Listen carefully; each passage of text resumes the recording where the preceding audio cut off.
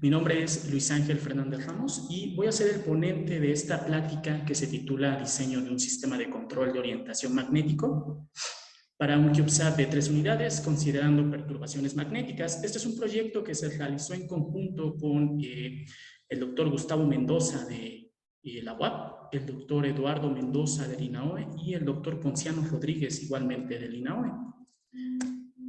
El objetivo de esta plática es mostrarles el proceso de diseño del sistema de control de orientación, en particular para un satélite tipo CubeSat de 3 unidades, el cual lo vamos a mantener orientado hacia el nadir, es decir, hacia el planeta, ¿no? En todo momento el satélite debe estar apuntando hacia el planeta. Independientemente de los actuadores que uno elija para el sistema de control, es necesario siempre plantear el diseño, ¿no? Conocer cómo se diseñan estos actuadores, llámense magnetotorquers o llámense ruedas de inercia. Una vez que se plantea el diseño de estos actuadores, se necesita disminuir el tiempo de adquisición de orientación para que se comience con la fase de observación lo más pronto posible. Entonces lo que buscamos es obtener una estabilización menor a 5 grados respecto a la referencia antes de la tercera órbita del satélite. ¿Okay? Vamos a dividir esta presentación en 3 partes. El primero es el modelo matemático, que es necesario conocer cómo se mueve el satélite alrededor de la Tierra. Después vamos a conocer un poquito sobre el diseño de los actuadores y terminando con la parte de la simulación del diseño del controlador. Entonces, para el problema de la orientación inercial de un satélite, siempre es necesario plantear al menos 3 marcos de referencia, dependiendo de la órbita en la que uno se encuentre. En particular, para el proceso de observación, es necesario que el satélite se encuentre en una órbita LEO, en una órbita baja, ¿no? Y para esta órbita se plantean 3 marcos de referencia. Tenemos el marco inercial, el cual es centrado en el planeta, cuyo eje X siempre va apuntado hacia el equinoccio vernal, y el eje Z se apunta siempre en dirección del polo norte. El eje Y es el que completa la tríada ortogonal. Para el caso del marco orbital, es un marco que sigue al satélite alrededor de la órbita y en general se centra, está centrado literal en el centro de masa del satélite. Este marco va a servir como referencia para el propio marco del cuerpo, porque el marco de referencia orbital tiene su eje Z apuntando hacia el nadir, es decir, hacia el planeta. Entonces lo que se requiere es que el marco de referencia del cuerpo, cuyos ejes son los ejes principales de inercia, siempre estén alineados correctamente con los ejes del marco de referencia orbital, para que en todo momento de la órbita, pues podamos ver que el satélite siempre se encuentra apuntando hacia el planeta. El movimiento de este satélite alrededor del planeta es descrito por 2 ecuaciones que son bien conocidas en la literatura, que es la ecuación cinemática y la ecuación dinámica, que no es más que la ecuación de Euler para un cuerpo rígido. Se pueden encontrar en 2 versiones, en la versión en los ángulos de Euler y la versión de los cuaterniones. Para este proyecto nosotros nos enfocamos en los ángulos de Euler porque facilitan el proceso de linealización, ya que el controlador requiere de un modelo lineal. Entonces, linealizar los ángulos de Euler es más sencillo. En la ecuación cinemática tenemos a phi, teta y gamma punto, que no es más que la tasa de cambio de estos ángulos de Euler. Tenemos omega x, y, z, que son las componentes del vector de velocidad angular entre el marco de referencia inercial y el marco de referencia del cuerpo. Por otro lado, en la ecuación dinámica nos encontramos con tau, que es la suma de todos los torques aplicados al satélite, llámese torques de perturbación ambiental o el mismo torque de control. J es la inercia del satélite y omega punto representa la aceleración angular, igual entre estos mismos marcos. En esta ecuación dinámica nosotros necesitamos introducir algunas ecuaciones dependiendo de los torques de perturbación que se necesiten considerar. Para una órbita baja, siempre el torque magnético y el torque gravitatorio suelen ser los que mayor contribuyen. Nosotros planteamos nuestra órbita entre 400 y 500 kilómetros de altura, entonces el torque aerodinámico decae muy rápido, por lo que el torque magnético y el gradiente gravitatorio siempre suelen ser los que más contribuyen. Entonces tenemos las ecuaciones para los torques. El torque magnético no es más que la ecuación clásica del producto vectorial entre los momentos magnéticos y el vector de campo. Por otro lado, el torque por gradiente gravitatorio involucra de nuevo a omega j. Omega j es la velocidad orbital del satélite. J, X, Y, Z son los momentos principales de inercia, y aquí tenemos C y S, que hacen referencia al seno y el coseno. Bueno, pues con estas dos ecuaciones nosotros planteamos el modelo dinámico no lineal a través de la ecuación cinemática y el sistema de ecuaciones diferenciales que se obtienen a través de la ecuación de Euler, el cual es el que les presento aquí en pantalla.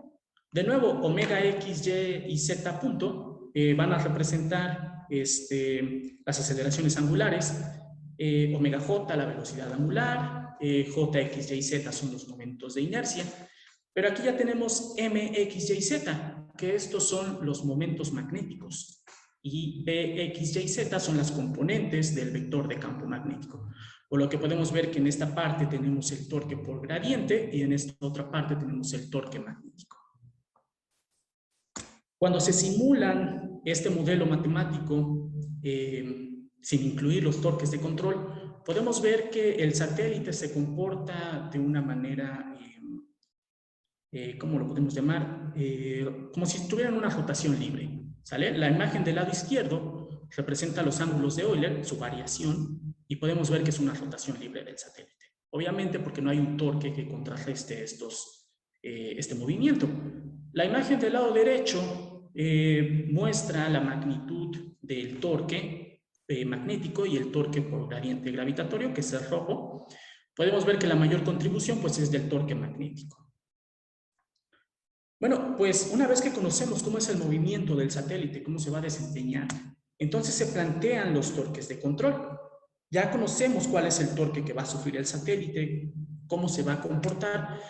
Entonces, nuestro sistema de control es el que va a permitir proporcionar estos torques que van a contrarrestarlos, ¿no? En particular, para un sistema de control magnético, los actuadores son bobinas, que se conocen como magnetotorquers. Aquí en la pantalla muestro los dos tipos de magnetotorquers. Es un magnetotorque con núcleo de aire, es decir, sin nada adentro. Y tenemos aquí además dos magnetotorquers con núcleo ferromagnético que se conocen como torque rods. Bueno, en particular estas bobinas se van a alinear perpendicularmente unas de otras para poder generar momentos en los tres ejes del satélite. ¿Cómo es que va a generar estos torques? Bueno, pues como estas bobinas se encuentran ancladas al satélite, al momento de que generan un torque magnético, porque se le hace circular una corriente eléctrica, al interactuar con el propio campo magnético del planeta, va a tender a rotar a la bobina hacia el vector de campo. Y de nuevo, como estas bobinas están ancladas mecánicamente al satélite, pues este giro va a proporcionar que el satélite se vuelva a orientar hacia el planeta. Eso es básicamente lo que hacen estos actuadores. La ecuación del torque de control es similar a la ecuación del torque de perturbación. Lo único que difiere es que M aquí representa los momentos magnéticos generados por el magnetotorque. Esos momentos magnéticos, bueno, nosotros conocemos la ecuación clásica del momento, ¿no? Que dependen de ciertos parámetros que ahorita los vamos a platicar. Pero en particular, la propia naturaleza de la ecuación nos restringe al torque a permanecer perpendicular tanto al vector de campo magnético como al vector de momentos. Por lo tanto, en cualquier instante de tiempo donde se forme un ángulo diferente de 90 grados, van a existir dos componentes.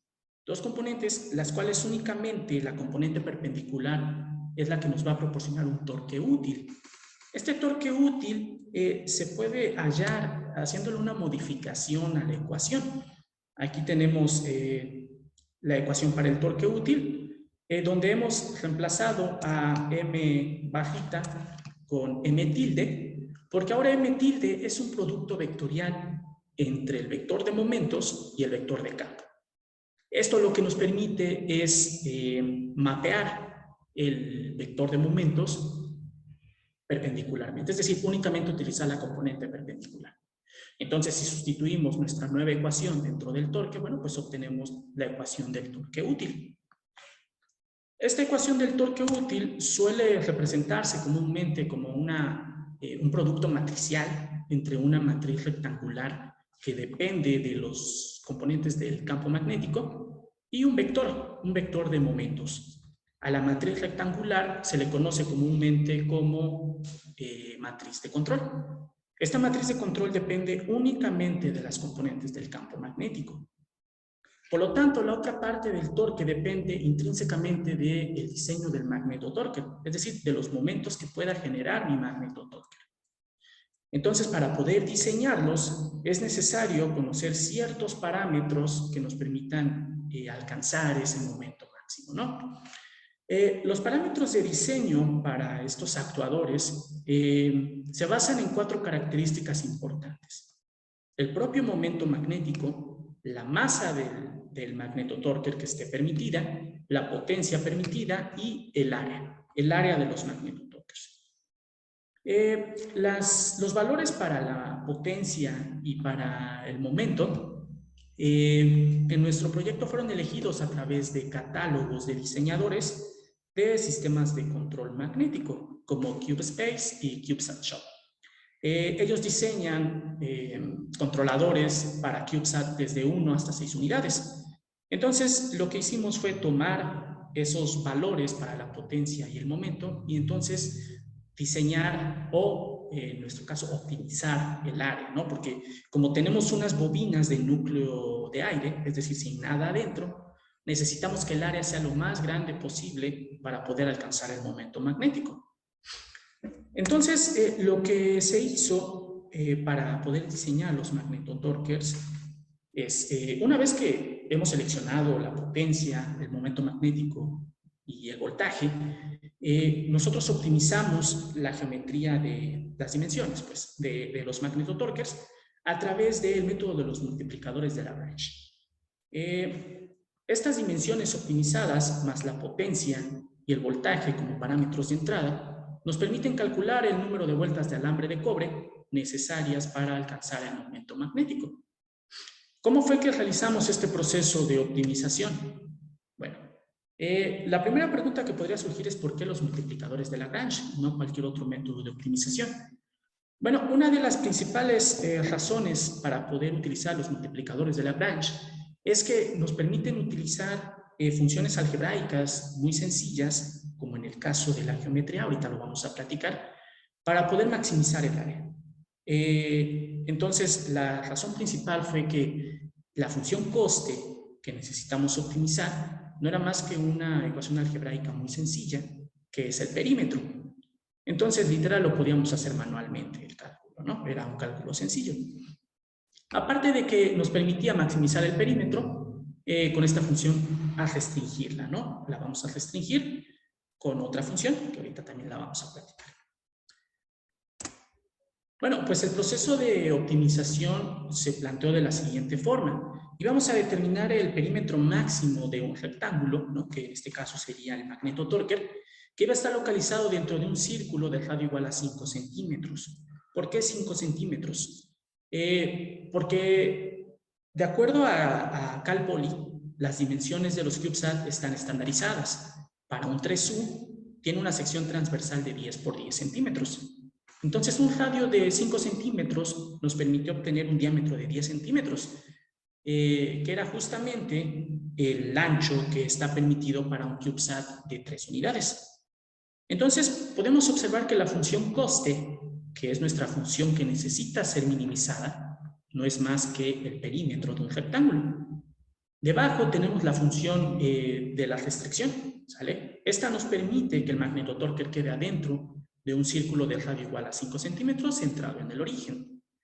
Y por último tenemos la función aumentada, que no es más que una combinación lineal entre la función coste y las restricciones, donde lambda representa los multiplicadores de Lagrange.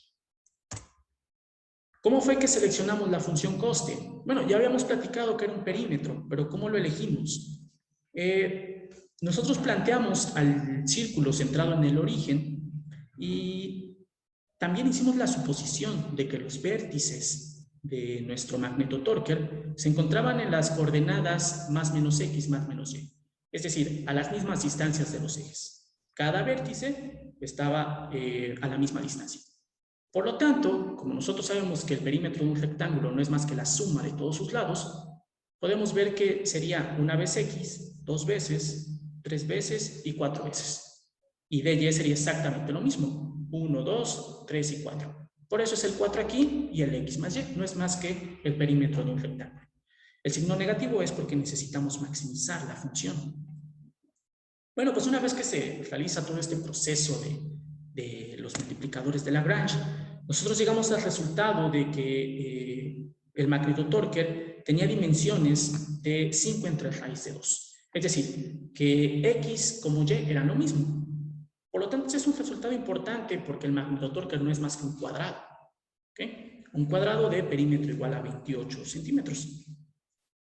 Ahora que ya hemos diseñado los actuadores que ya nos permiten poder alcanzar el momento magnético, que me parece que no lo dije, pero se seleccionó como 0.2 amper metro cuadrado.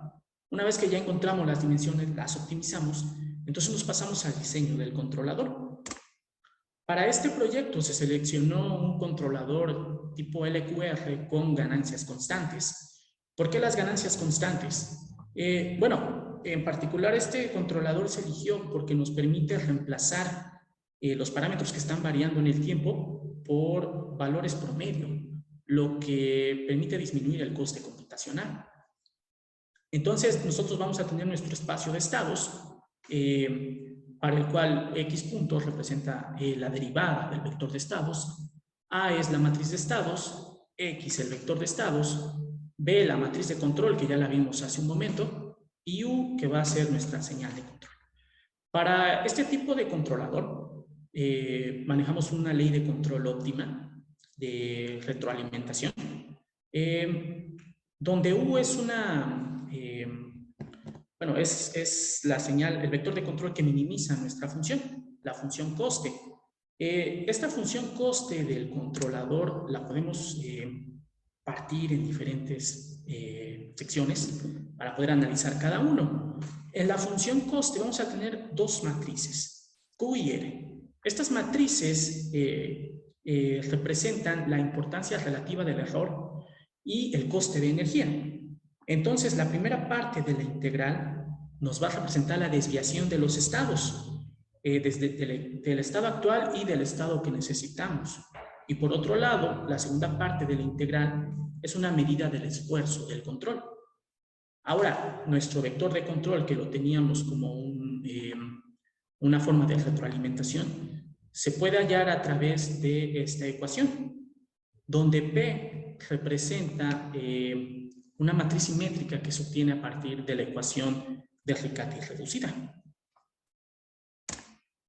Bueno, como una de las cosas que necesita nuestro controlador es un sistema lineal, yo les platicaba al principio de la exposición que habíamos seleccionado los ángulos de Euler porque es más sencilla la parte de la linealización.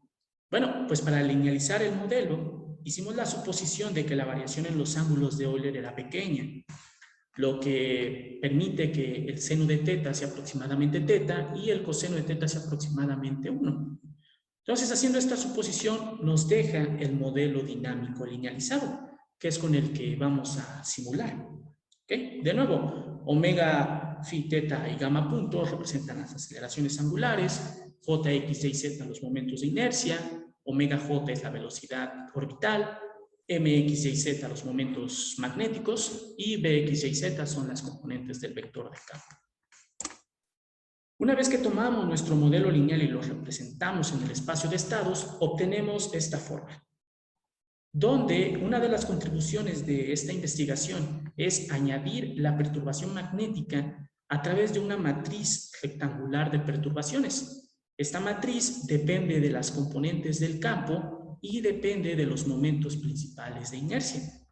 Además, el vector Z, que es el vector de perturbaciones, depende de los momentos magnéticos que puedan generar nuestros magnetotorques.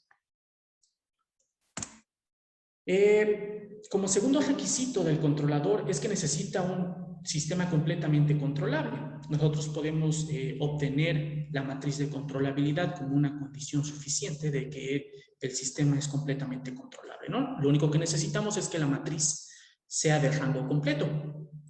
Pero además de esto, Jack, en su artículo del 2016, demuestra que la controlabilidad para un sistema de control magnético, independientemente de la matriz, o bueno, más bien, además de la matriz de controlabilidad, se puede reducir a un número de pequeñas condiciones suficientes.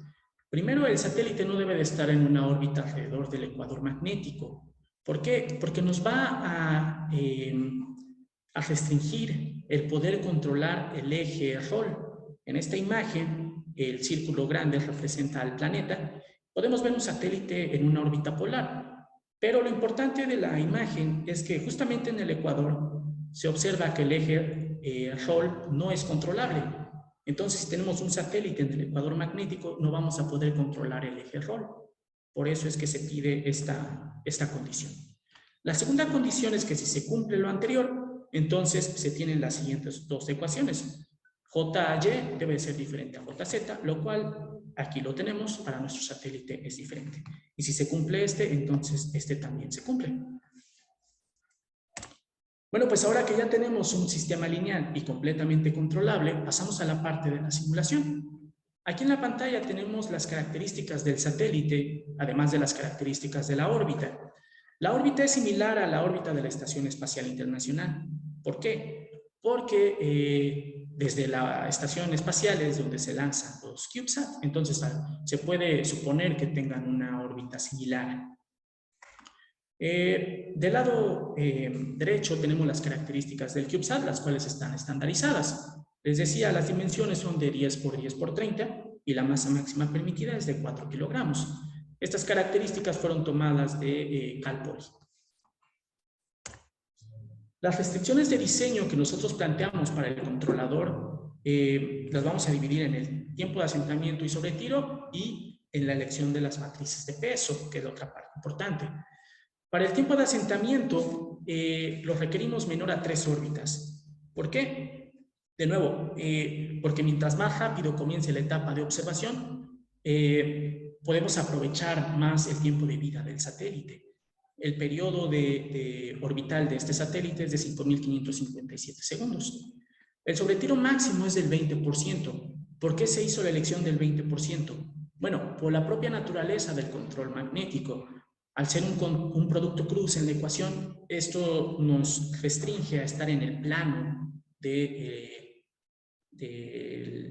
vector de campo. Entonces, hay un eje que no se puede controlar en un instante de tiempo, ¿no? Entonces, por eso es que se le permitió el 20% máximo.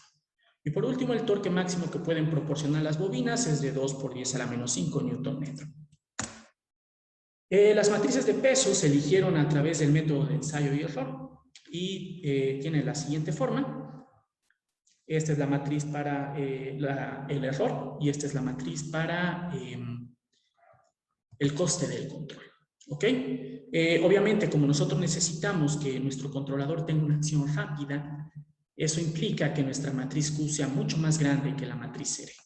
Por eso fue otra de las decisiones de esta elección.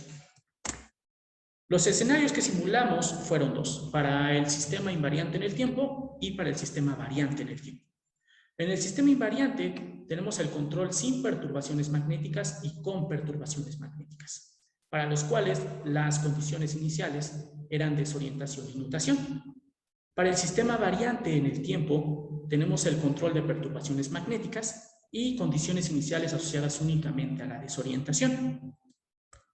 Bueno, pues para el sistema invariante en el tiempo necesitamos utilizar un modelo matemático específico para el campo magnético, el cual es el modelo dipolar simplificado. Este modelo dipolar simplificado se sustituye en la matriz de control y en la matriz de perturbaciones y entonces se integra desde 0 hasta el periodo orbital, lo cual nos da una matriz promedio. Con esta matriz promedio nosotros podemos obtener el sistema invariante en el tiempo.